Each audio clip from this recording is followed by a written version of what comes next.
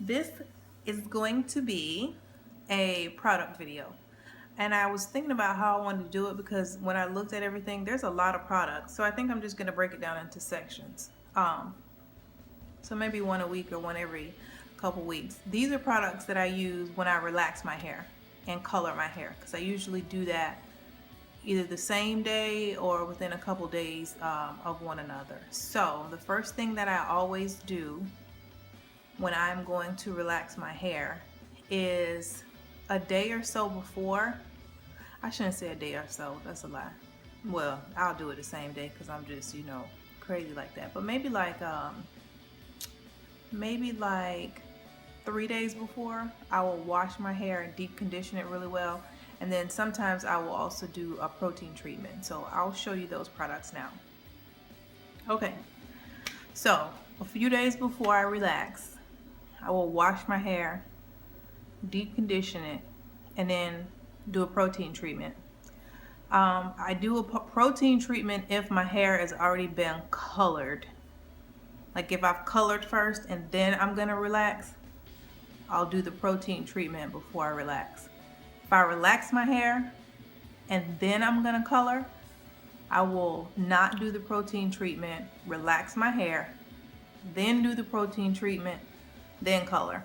The reason is that any chemical process is going to break down the protein bonds. So when I'm using the protein treatment, I'm using it to kind of rebuild those bonds or kind of strengthen the hair, puff it up a little before I do something that's going to break down those bonds further. So that's kind of the mindset behind when I use it. So to wash my hair, 9 times out of 10 I use this. The Kera Moisturizing Shampoo. I really like Kera, and I really like the moisturizing products. I tried the, see if you can see that. I tried the anti-dandruff line. I don't like that one that much. So yeah, we're just gonna pass on that. To deep condition my hair, I use the same thing, the Kera Moisturizing Conditioner, which just, and it says number 2 on here, just follows that shampoo. This is very, very, very good. You put this on your hair, put a plastic cap, sit under the dryer. This is going to moisturize your hair, unlike most products that claim they're moisturizing. They be lying. They don't be moisturizing nothing. So when I do my protein treatment, I use the ORS Replenishing Conditioner because my hair is protein sensitive when I'm natural. However, when I'm relaxed, I understand that my hair does need protein. My hair is protein sensitive in a natural state because my hair is very low porosity. I have low porosity hair. So I don't need a lot of extra protein bonds because my hair does not have a lot of fragments or holes in the shaft. But like I said, when it's relaxed or when I'm coloring it, I have broken down those bonds. So I do need protein, even though I probably need a lighter touch of protein than a lot of other people. I use this. And you can also get this in the little packets. This isn't it, but it comes in packets like this too. But I just went ahead and bought the big one, which I need to get another one because I'm running very, very low. So I'll put this in my hair, put a plastic cap, follow the directions on the back, sit under the dryer, I think for 10 to 15 minutes. If you apply it without heat, I think you leave it on for 45 minutes. Rinse that, let my hair air dry. Then once my hair is air dried, I will go in and base my scalp. And this is the base that I use, and honestly I just picked it up because it was cheap and it was right there, and I liked the applicator nozzle that it had on it, so I got it. Before I bought this, I used to not base my scalp, and sometimes I still don't base my scalp. If I want my hair to be really, really straight, or I feel that it's not getting straight, for instance, the back of my hair the last couple times I relaxed, it's not as straight as I would like, so I found myself touching it up more frequently than I want to. So maybe this next time I relax, I won't base from here down to the nape of my neck. You should base your scalp. I'm a ninja, like I said. I just do wild shit and tear my scalp up all the time, but you should not do that. It's not good for you.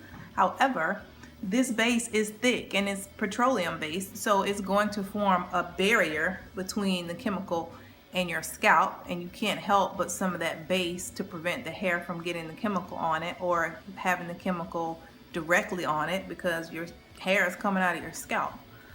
So to each his own. I'm not a professional. This is what I do at my house to my hair.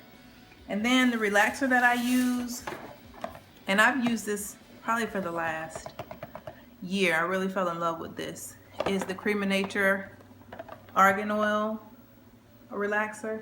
And I use it in regular.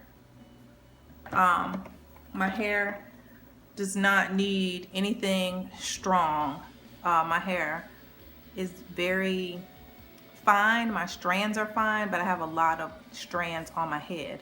So the density of my hair is thick, but my strands themselves are fine and do not require a lot for my hair to become straight. I literally leave it on for 5 minutes.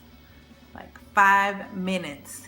At most 10, and at 10 I'm like having an attack that my hair is gonna fall out and it needs to get rinsed out. Even when I went to the salon to get my hair done, and my hairdresser did my hair for God years, where I'm from, he would also use a gentle relaxer, and he would not leave it on no more than 10 minutes. My hair just does not take a lot to relax. That I also find to be moisturizing. I think is that little touch of argan oil. And what I do is, here, I'll show you. In the box you have the relaxer itself and the activator. So you have the relaxer, you know, the activator. It's all the same, really. But I like that they have this little container of the argan oil. It says Gloss and Shine Polisher. But what I do, you're supposed to use it after. I mix this up, so I mix the relaxer and the activator, and then I actually put that oil in there, stir that in, then I apply it to my hair. And my hair is so soft, it's moisturized, it's shiny. So yeah, that is what I use. Now, I also use these clips. My hair is super short, of course, so I parted it in 4 sections. And I only use 3 clips because you're always going to be working on one section. So I'll clip, clip, clip, clip. And when I relax my hair, I always remember where I last started. So if I did a relaxer today and I started right here on this section, when I do my touch up, I'm going to start over here on this section. And the next time here, and the next time here. That prevents you from over-relaxing. I shouldn't say over-relaxing, over-processing your hair. It's hard enough when your hair is short to not over-process it, because you got to be very careful about not overlapping that relaxer onto previously relaxed hair. So if you start here every single time, this is going to have relaxer on it longer than anything else. I don't care if you Flash Gordon. If you put this relaxer on your hair right here, do this section, and move to this section, this hair is processing. So you move here, here, here, the back. This has processed longer than any of the rest of your hair. So if you continually, every time you relax, start here, start here, start here, you're going to notice thinning or breakage or damage in this section. So if you switch it around, the theory is that eventually, you know, each section will have relaxer on it the same length of time over the course of you relaxing your hair 4 times. So you can prevent some of that damage when you relax at home if you try that technique. Okay, the next thing is color. I color my own hair. I dye it, I lift it, I dye it jet black, I've dyed it, you know, blonde, green, blue, whatever. I'm thinking about like a light lilac purple highlight this summer maybe. But when my hair is jet black, which tends to be what I've been going back to a lot recently, because these damn disrespectful ass gray hairs won't let me be great and they keep busting through. So I find myself going back to the black, because when my hair has highlights in it, I can't keep the gray tone down without going over the highlighted hair. So this is the color that I use. This is Clairol, and it used to be 1A, and I think it used to be 51D. They recently changed the coloring system, so now it's 1A, but they still have the old coloring system numbers on the box too. And this is the Soy4Plex. They changed the formula recently, but I think they adjusted it a little because it's almost back to its original formula. It still works just as well. This is jet black, and if you do not want your hair jet black till you die and in the graveyard dead, do not use this. This is no joke right here. This shit is not coming out, okay? You will literally have to bleach and strip your hair to death to get this black color out. So if you're not absolutely sure, or if you're not, you know, if you're afraid of lifting and bleaching and stripping your hair, don't use this. Your hair will be black as hell for a long time, but you will not be able to get it out. And the other thing I use is 40 volume developer with that. Yes, I'm well aware you do not have to use 40 volume developer when you're depositing color, especially black. That's what I like to do. For one, it makes the color richer. And the lighter, the 20 and 30, they just don't do it for me. The black doesn't last as long, and it's not as deep and as rich a black. This black is so deep and so rich. It's like every single strand of my hair from every single angle. It's absolutely jet black, and that's the look I like. That's what I'm going for. Demi-permanents don't give you that. I don't care what nobody say. Other box colors do not give you that. It doesn't look like that. There's always a little hint of that deep brown in there somewhere, and I hate that. So 40 vol, and this is just a Sally brand cream developer. So that's what I use. And then after I relax my hair, I use the neutralizing shampoo twice, and the second time that I wash with the neutralizing shampoo, I let it sit on my hair, because you've processed your hair and you've let that chemical process sit on your hair for a while. So what you want to do is let that neutralizing shampoo also sit on your hair so that it can completely stop that chemical process, and you don't run the risk of, you know, over processing your hair or having some leftover chemical in your hair. So that's a good tip too. Let the neutralizing shampoo sit for a moment, and then, you know, do whatever else you're doing, then rinse it out. So then after I do that, I go back in with these two, my Kera shampoo and conditioner. So I'll shampoo again in the shower and then just condition. And I'll just leave this in, you know, for maybe 3 or 4 minutes as I wash my body, lather, whatever else, and then rinse it all out.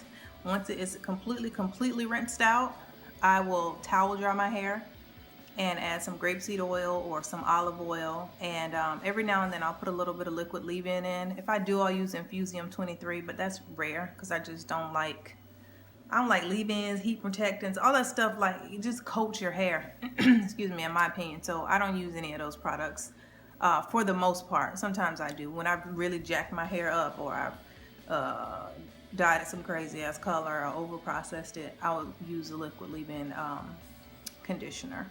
But then that's it. I mean, after I do all of that, I will let it air dry with that oil in it. Like now, I've washed and conditioned my hair, put some oil in it, let it just air dry. If I'm going to style it right away, I'll go ahead and use my, you know, wrapping foam, and I'll wrap it and style it right away. And if not, then I don't have anywhere to go. I try to let it, you know, just kind of chill for a couple days, because it is like it's like a traumatic shock almost to your hair when you do a chemical process. So if you can give it a couple days, that's always to your advantage. But that is it. I think that's good for these products. I think next I'll do products that I use to style, like my foam wrap, you know, my wrap strips, my stylers, like what hairsprays I use, you know, what glossers that I use, things of that nature. I think I'll put those in a separate video. And if you have any questions, where I get my items from, how much they cost, where you can find them, all that good stuff, you can always leave it down in the description box. Leave comments. I try to respond to everybody because it's fairly easy to do right now. I don't have a large subscriber base, so I can. So you can always leave me questions and I will get back to you. And I will see you guys in my next video. Bye.